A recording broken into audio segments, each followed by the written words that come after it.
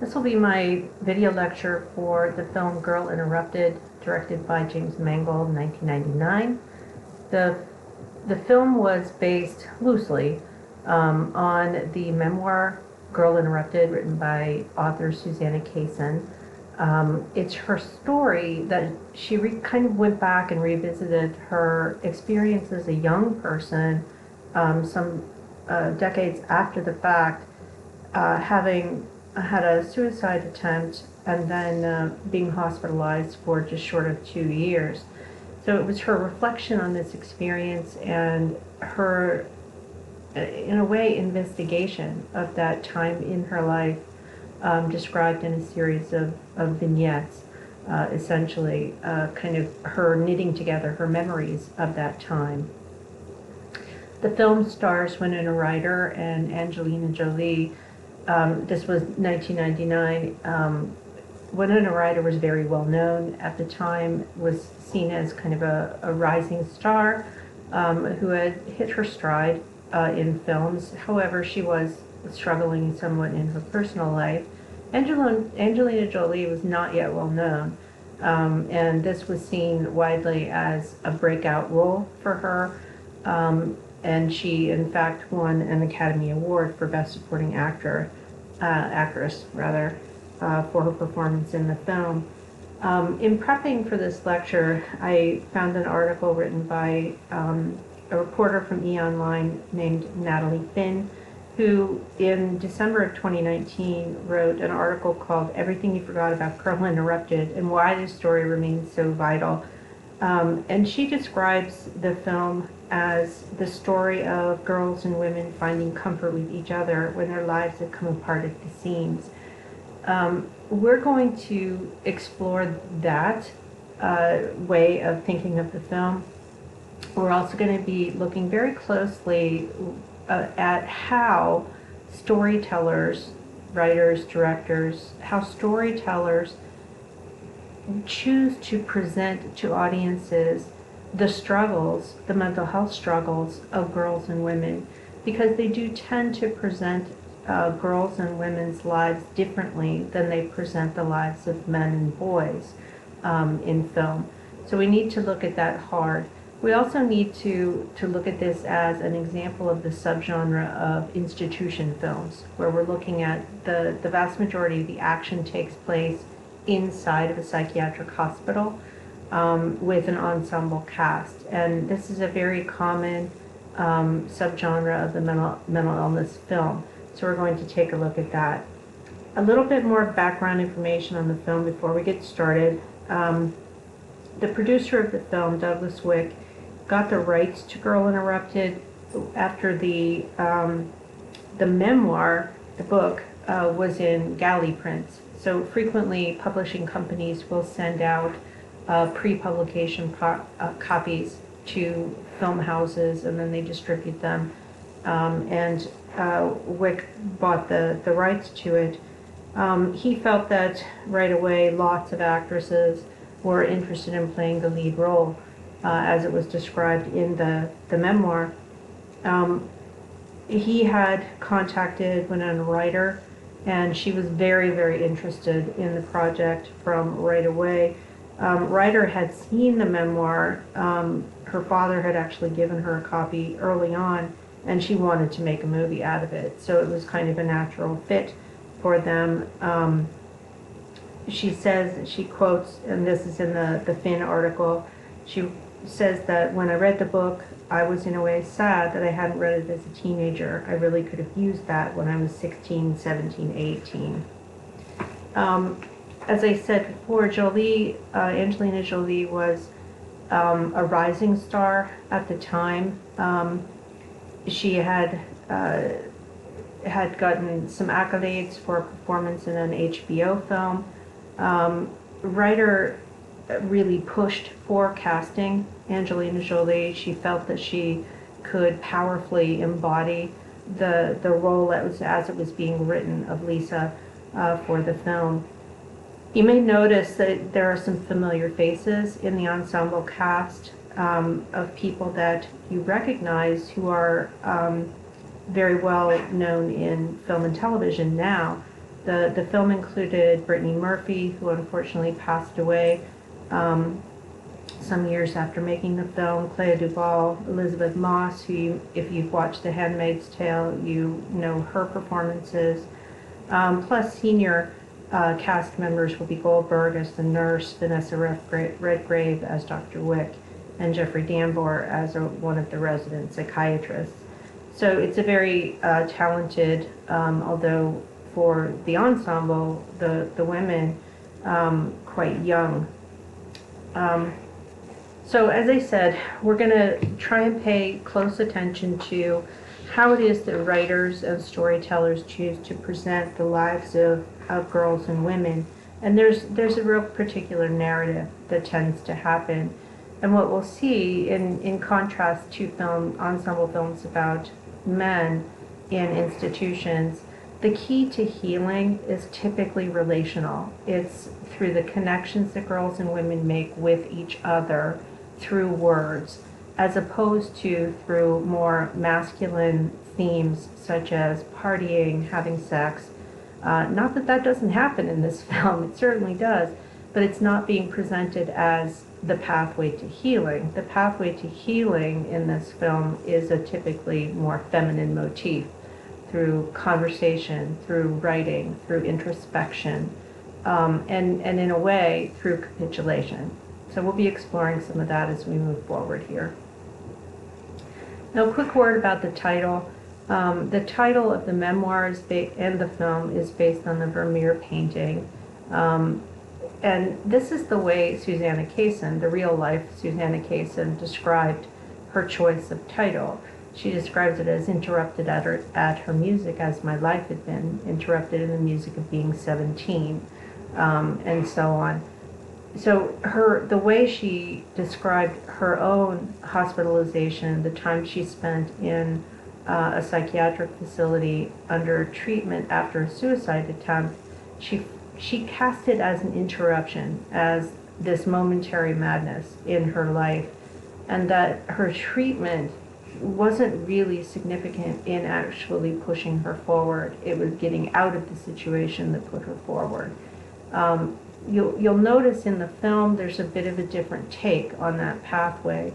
So if you're interested in reading the memoir and looking at the differences, the contrast between the stories, it can be an interesting journey to take. I did want to pause this slide. You may have to, pause the video if you're curious to look at it. This is a list, as you can see at the top, of reasons for admission for women and girls into a psychiatric facility. It was called the Trans-Allegheny Lunatic Asylum. So it's actually regionally from this part of the country. And this was during the period from 1864 to 1889. I put this up here just because I want you to get kind of a historical marking point before we look at this film, which is positioned in the 1960s. I want you to go back historically. What has been the typical use of psychiatric hospitalization for girls and women? And you can see this list is bizarre. It has everything from being kicked in the head by a horse to masturbating for 30 years, to feebleness of intellect, studying too hard, shooting one's daughter, superstitions, women in trouble. Women in trouble basically means you've gotten pregnant when you shouldn't have, drinking too much, having bad company, losing one's children, being egotistical. These don't seem like mental illnesses, is the point that I'm making.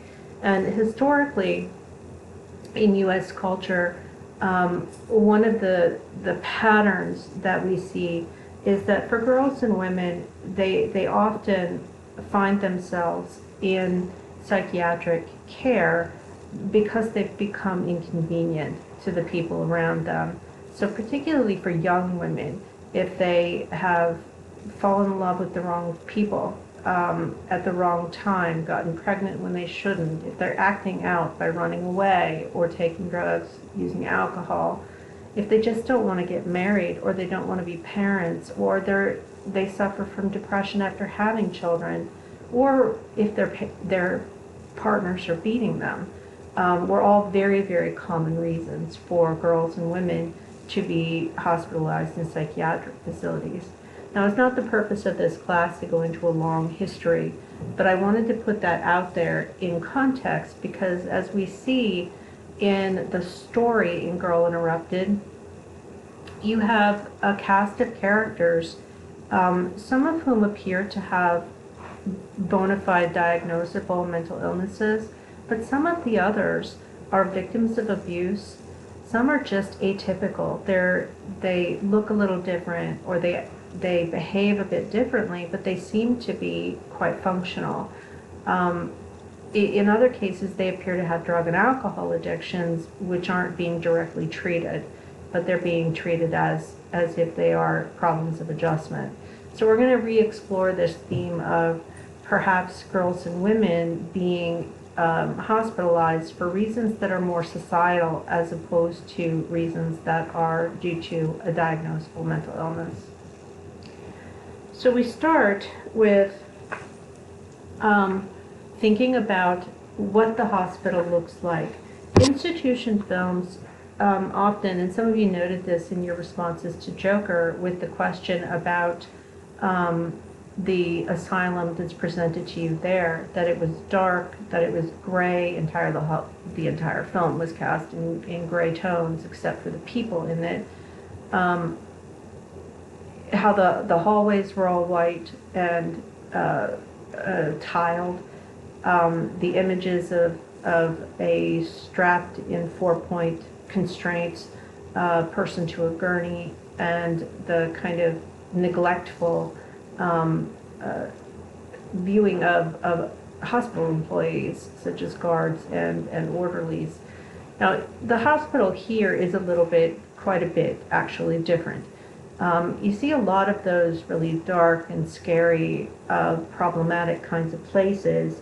But in this film, we're looking at a very high-class private facility. The actual hospital where the real Susanna Kaysen was hospitalized is a place that still exists. It's called McLean Hospital. It's very well thought of. It's a research institution as well as a psychiatric facility. It's quite large and sprawling, and it's palatial. It is a private facility and quite expensive, in fact.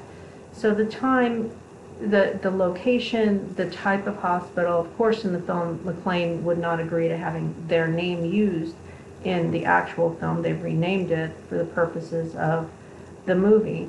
But it looks a lot more like a college campus, and the hospital's interiors actually have a feel that's more like a dorm than your standard stereotypical psychiatric hospital. Where it was filmed, it was actually filmed in an abandoned or defunct hospital out in Pennsylvania, in Harrisburg, to be specific. It used to be a state hospital that was used for a variety of purposes for a period of time. It was a school, but at the time of filming, it was empty. So the filmmakers were able to rehab portions of the building and use it in their interior scenes. Now, what you get in most institution films, they begin in a pretty stereotypical way. You kind of get, I call it like the zoo scene. Somebody gives the new patient, the new arrival, a tour. And you, as the viewer, you're given the same tour. You're kind of introduced to the other members of the ensemble cast who you are likely to predict are going to have key roles in the story as it unfolds. The main character is usually confused, upset, disturbed by what they are seeing. They don't know what's happening and what's going on, and that's certainly the case in Girl Interrupted. You're introduced to one of the, I kind of see these characters as being grounding characters. Valerie, the nurse, played by Whoopi Goldberg in this case, she kind of plays this positive role of grounding the other characters in some kind of normalcy. She's a protector in a way, and she's also kind of a moral compass for them. She's given this role of being wise and solid. Whoopi Goldberg said at the time, and shortly after this, she made some public statements that she was kind of tired of playing roles in films where she had to rescue white people, because she'd done several roles in a row like that. But she loved working with this group of young women actors who she was just bowled over by in her work on the film. Now you do get some pretty typical scene shots for a psychiatric hospital. You do get images of restraints being used, of 4-point restraints in a bed. You also get images of isolation rooms and some of the girls, when they become upset or disrupted, being moved into an isolation room and locked down with no access to objects. So an empty room where they're locked up when they're upset. You also get images of people being involuntarily drugged with injections, which are common in this genre of film. And you see that a number of times. You also have scenes in which orderlies and nurses are shown in conflict with patients, and often physically manhandling them, grabbing hold of them, confining them, dragging them, and forcefully medicating them. And those are very common storyline objects that show up in these films. If you've watched other institution films that are set in psychiatric facilities, or if you broaden the scope of the institution film and think about military films that you've seen, even boarding school films that you've seen, they often have similar elements to them. Although in the psychiatric film genre, there's this added concern. It's kind of presented to you as the viewer that this is a dangerous place. This is a place where quote unquote crazy people are, and if you spend too much time there, you're likely to become one of them. So let's review some of the common stereotypes of psychiatric hospitals. One theme, and this is for Girl Interrupted, we don't have the kind of brutal, manipulative, evil staff, but we do have some hints at having unqualified, or not so much unqualified, but more uncaring staff that's burned out, staff that just can't really help in a way that's seen as productive, at least until you get to Dr. Wick, who in a quiet and kind of self-assured way is able to open Susanna up. But it's very common in this genre of films to have unqualified, uncaring, manipulative, and in some cases evil staff. Many of these films present psychiatric hospitals as prisons, and in some cases, as in, for example, the film Shutter Island, it is a prison. And it's presented as something that's a scary place, a demented place, a place where people go to die. They're also often presented as deeply violent, and often they involve corrupt officials as well. We frequently see in this genre of films presented to you as the viewer ineffective, damaging treatments. In my introduction to the film in the D2L module for this week, I gave you some information about the classic film One Flew Over the Cuckoo's Nest, and really that's, if you want a film that epitomizes this genre, that's the film to watch. Unfortunately, Cuckoo's Nest wasn't available on Swank, so I draw it to your attention because it's something that you may want to pick up at some point and watch. In Cuckoo's Nest, you have treatment being presented to you as a punishment. You get an echo of that in Girl Interrupted when Lisa has gone off and she comes back and she acts out. It's at least suggested to you that she is subjected to electroconvulsive therapy as a punishment. in addition to being separated from the unit that she was previously on.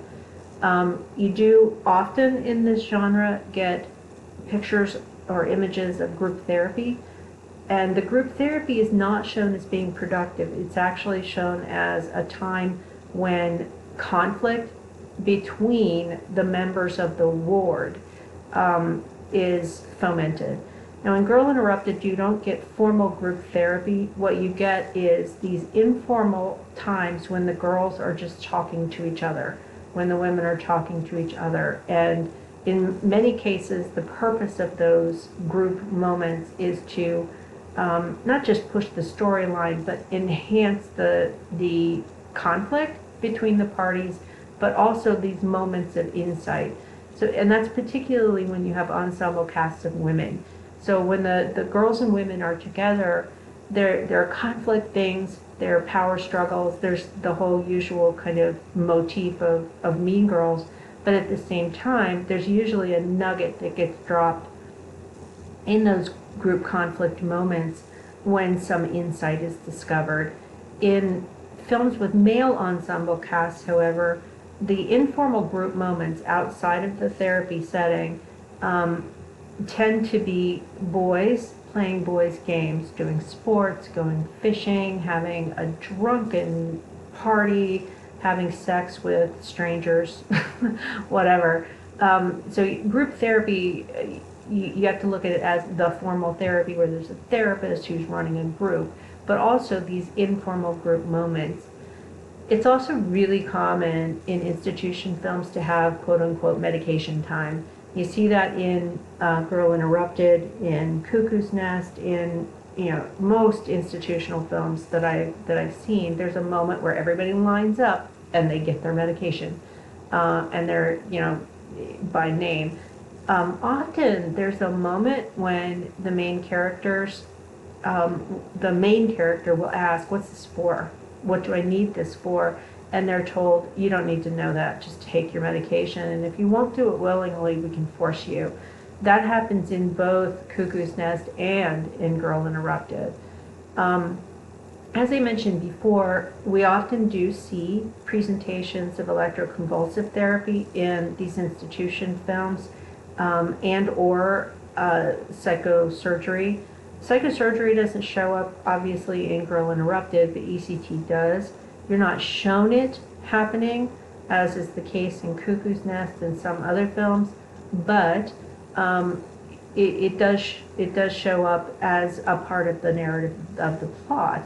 And the way the writers chose to present it was that it was in many ways perceived by the patients as a punishment and a largely ineffective treatment. You do tend to see in these films isolation rooms, straitjackets, other restraint devices such as 4-point restraints on beds, and quote-unquote quiet rooms, which you could use the stereotypical image of the padded room, but these are typically rooms with no furniture in them, that in some cases are darkened. In some films that I've seen, the patient is stripped naked and put in an isolation room, with the argument being ostensibly that clothing can be used for self-harm purposes and in some cases for suicide attempts.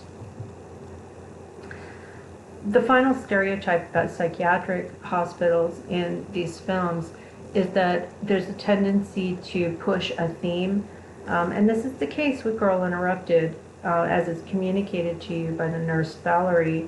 The idea is that people who aren't really ill when they go in will become worse. They will develop symptoms. They will become maladaptive while they're there.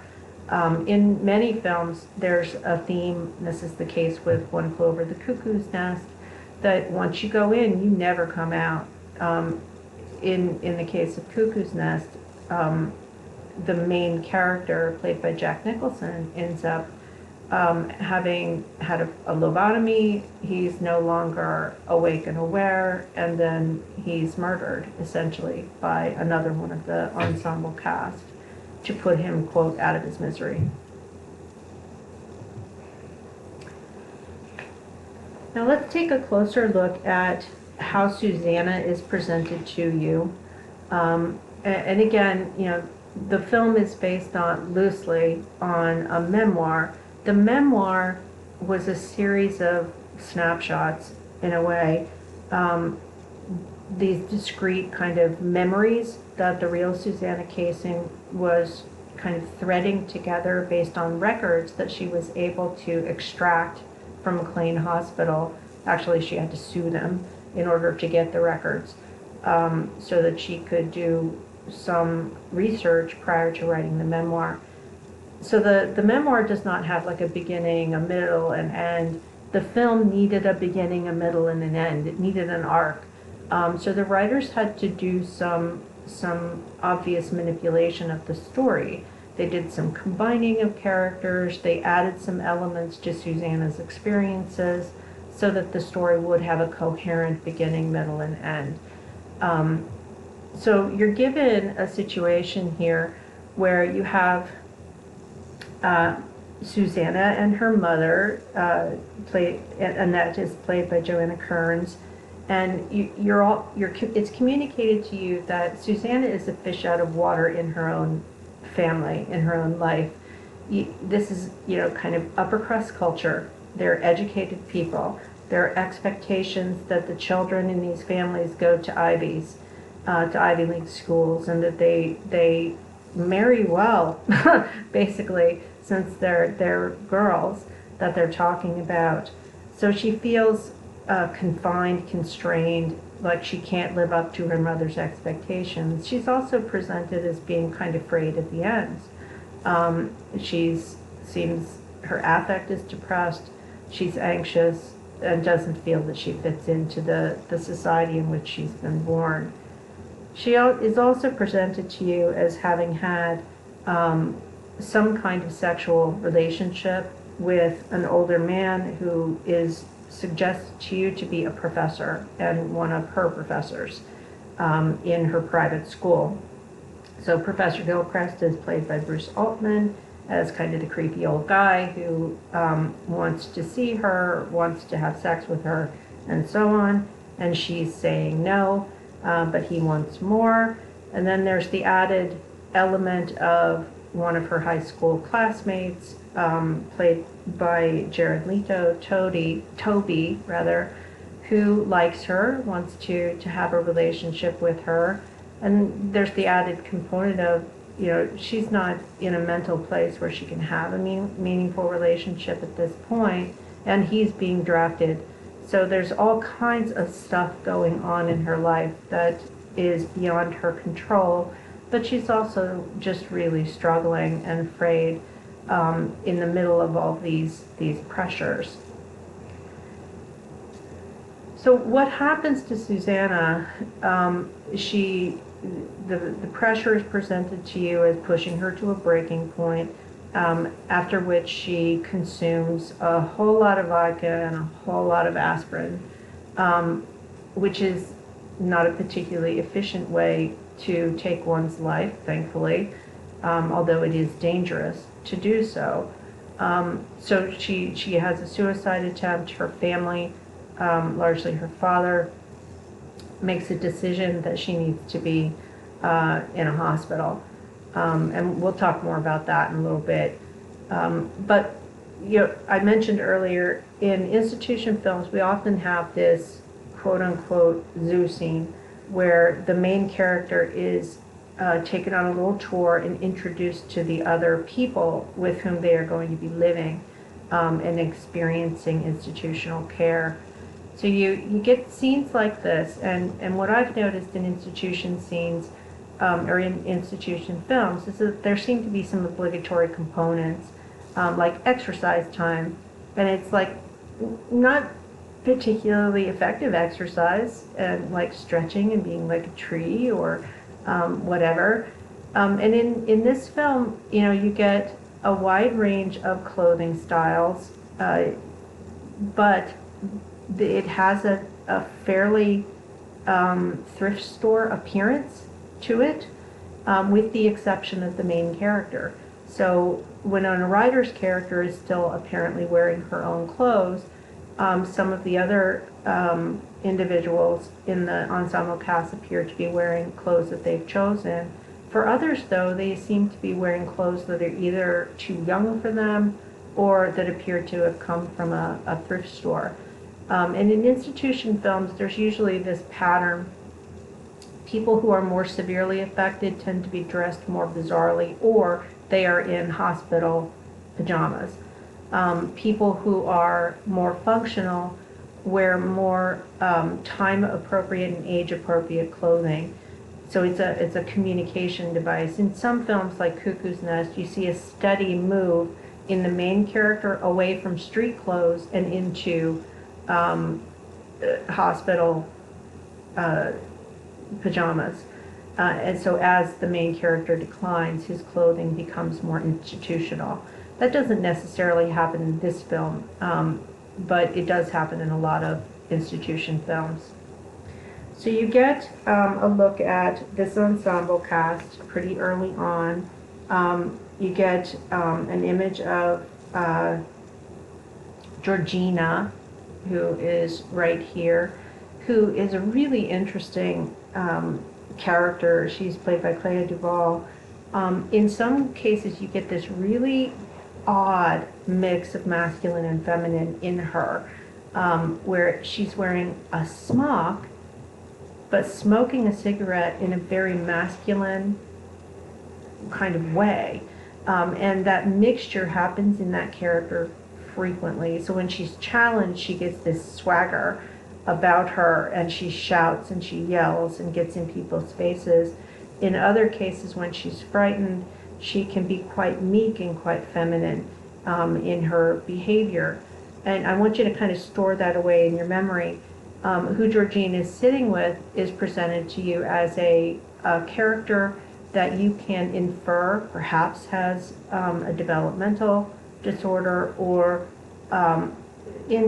may simply be institutionalized for not being gender conforming.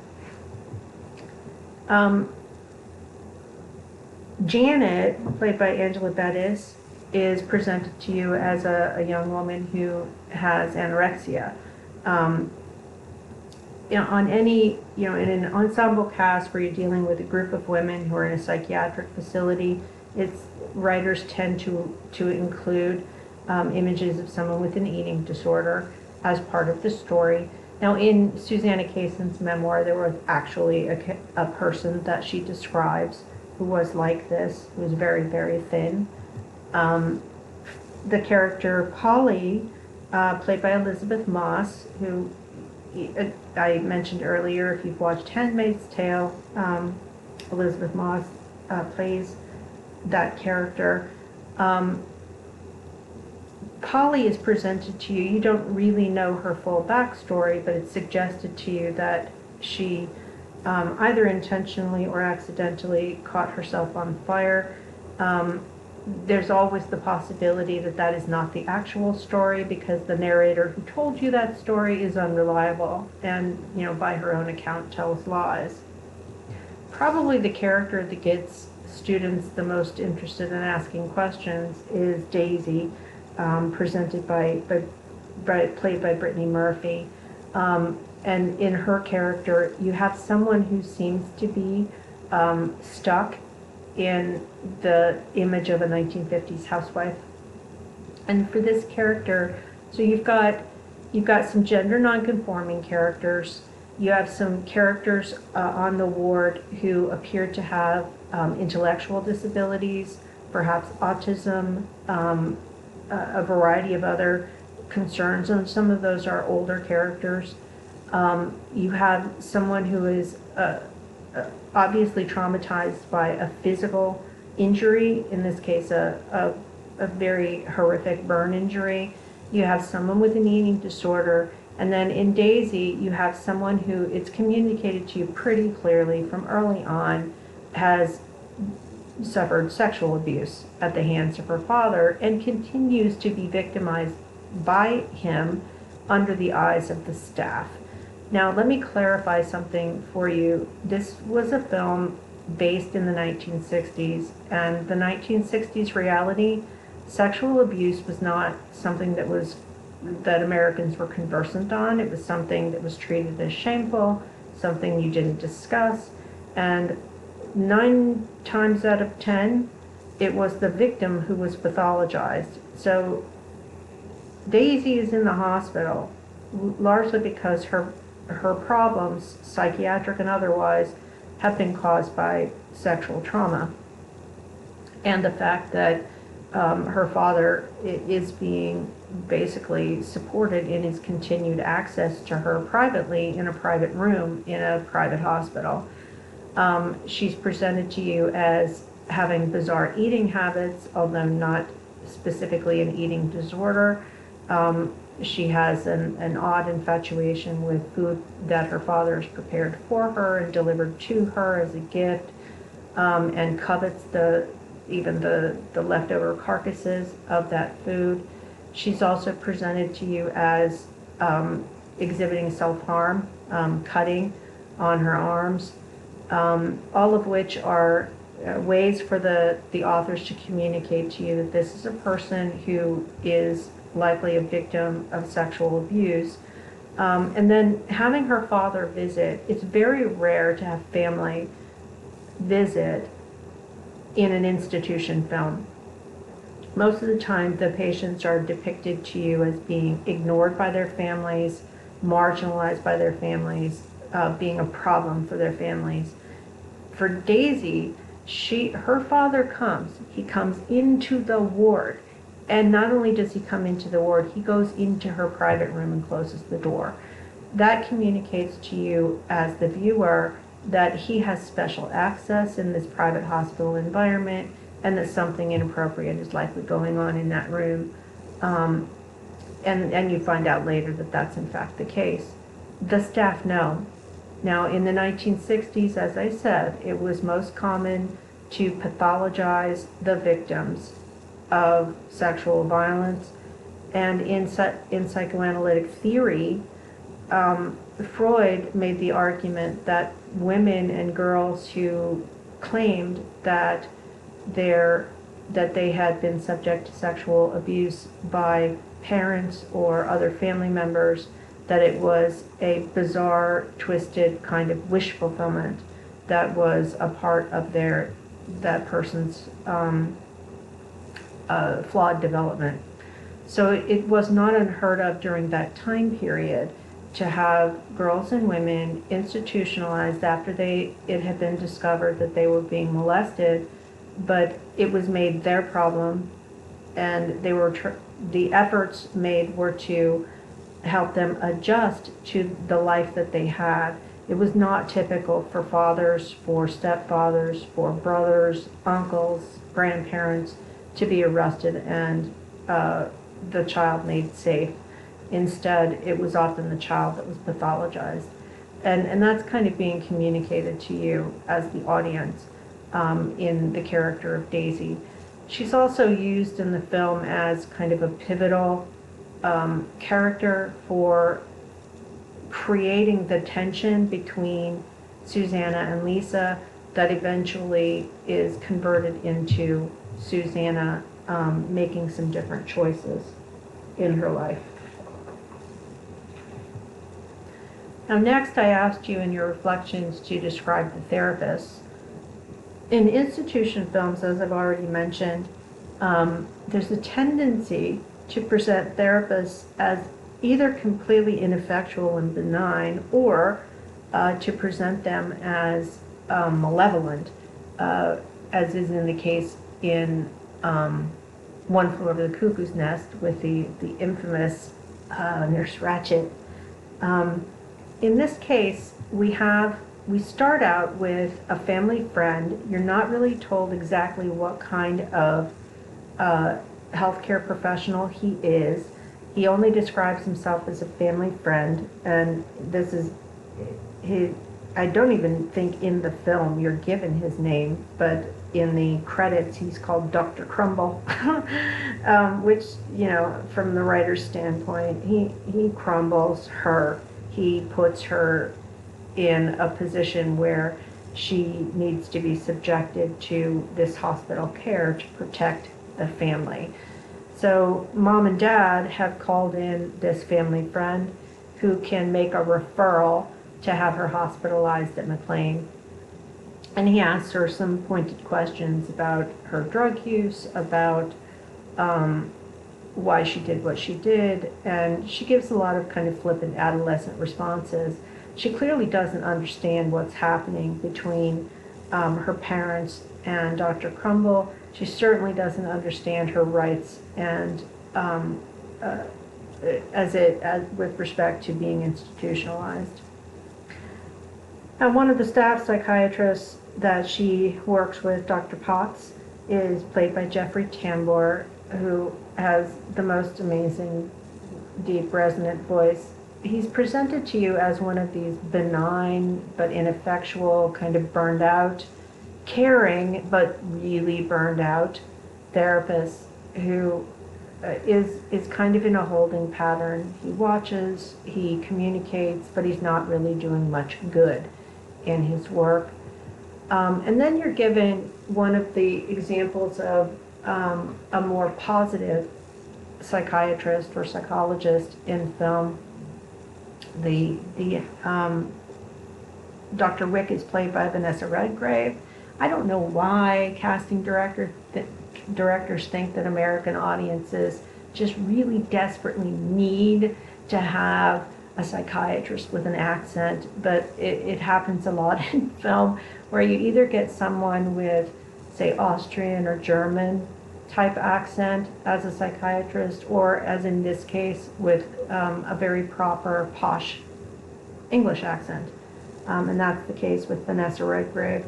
The way the writers chose to create this relationship between Dr. Wick and Susanna is very divergent from the way the therapist is described in the actual memoir. Essentially, the writers wanted to have a positive interaction between a knowing, wise, confident mental health professional to guide Susanna toward a healthier place. That was a choice that the writers made. That was not evident in the memoir. And they do that because, for girls and women in these stories, they tend to have a somewhat less tragic set of outcomes in institution films, going all the way back to some of the earliest films that featured women who were institutionalized. Many of them end up with the lead character coming to some insights and moving on with her life in a more productive direction. Now let's review, and I'll be pausing after I finish this slide to take a break and have that be the end of part one.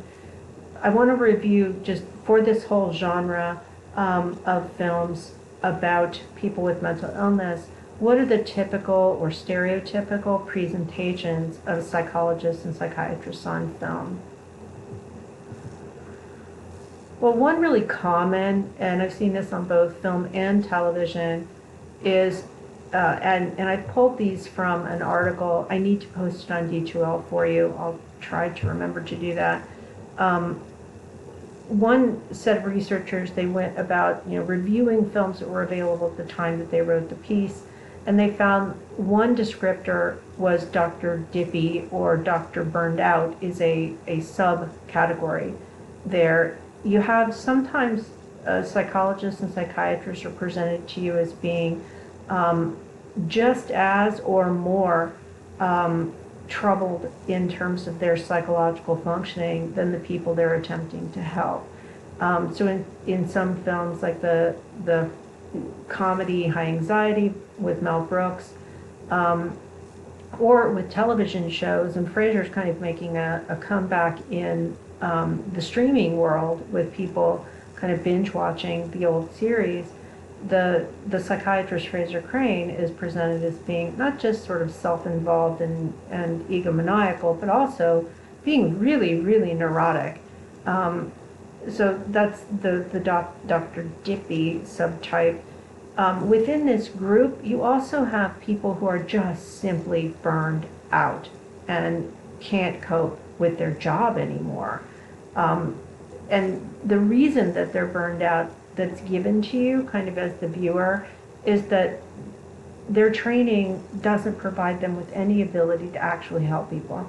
So for Melvin in Girl Interrupted, for the Billy Crystal character in Analyze This and its follow-up Analyze That, is that subtype.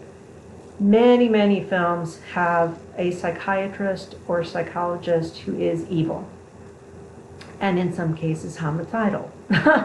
So, the quintessential example of that is the serial killer Hannibal Lecter, who is Hannibal the Cannibal. He's a psychiatrist who enjoys being really intentionally manipulative and intrusive with his patients, but he also goes out, selects, murders, tortures, and then eats his victims in Silence of the Lambs. There are also Dr. Wonderfuls in some films. If you've seen some classic films, I know Dr. Meyer uses ordinary people or scenes from it. In a film we're going to watch at the very end of the term, Beautiful Mind, you have a Dr. Wonderful who kind of communicates to the characters but also to the audience what's actually going on health-wise with the main character. In the character of Dr. Wick in Girl Interrupted, you have a warm, caring, competent person who is devoted to the care of patients. In some cases, you have a Dr. Wonderful who's simultaneously dealing with his or her own psychological problems. Again, I think Dr. Meyer uses part of Good Will Hunting to demonstrate that, where you have in that film a therapist who has suffered the loss of his wife. He's experiencing complex grief and suicidal depression. He's given the challenge of working with a very troubled young man who is brilliant to bring him around and get him to work through his traumatic childhood.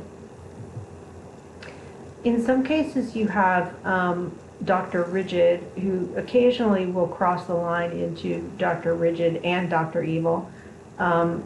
These are people who want order, they want routine, they want to squash creativity, they don't want people to have fun. So the character Nurse Ratched in Cuckoo's Nest, and there's also one of these characters in What About Bob, which is an older film, but it's a classic in this genre. And then you have, and these are almost always females, female characters who are psychologists or psychiatrists. The line crosser is someone who starts out as Dr. Wonderful, warm, caring, competent, tons of time to help people with their problems, but she is also a bit burned out and tired, and she's lonely, and she's presented to you as crossing the line and giving herself romantically to a troubled, typically male patient, and by doing so, it essentially serves the purpose of helping that male patient to heal. Obviously, that's problematic, and it's also highly unethical and inappropriate, and in some cases illegal. So these are the typical, the stereotypical characters that we tend to see in film. Certainly in Joker, you're given the image of a social worker and a psychiatrist, interestingly both played by women and both played by women of color, who are presented to you as being these doctor burned outs of people who are tired, who are hamstrung by the system, who can't really successfully help the people that need them. They're also presented to you as disposable. And some critics have looked at, the way Joker chose to present both of those women as women of color part of that is accurate to the time. If you look at 1970s New York, in a publicly funded system, it is the fact, and it's still the case, that for many of people who are poor and who are on public assistance of some kind, their mental health care is going to be provided by people who are paid less and who work in the state system. And you know, if you're looking for historical accuracy, many of those providers would have been people of color. I don't have accurate statistics on that today, but that choice has been criticized, especially given the ending of the film where the psychiatrist is, you're not shown it, but it's inferred that she's been murdered. So I'm going to pause there, and we'll come back to finish out our conversation about Girl Interrupted in part 2.